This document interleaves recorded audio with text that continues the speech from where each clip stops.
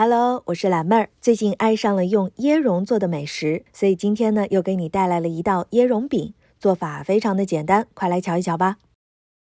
我用了2个鸡蛋，把鸡蛋的蛋清和蛋黄分离，分别放入了2个碗当中。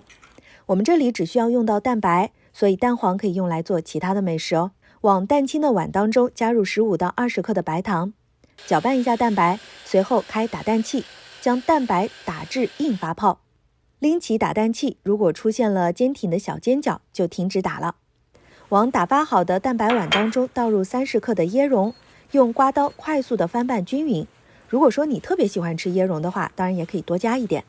将拌好的椰蓉糊用刮刀或者勺子舀放在烤箱的烘焙纸上，对，就是这么简单，也不需要摊匀，放在油纸是什么形状就弄什么形状就可以咯。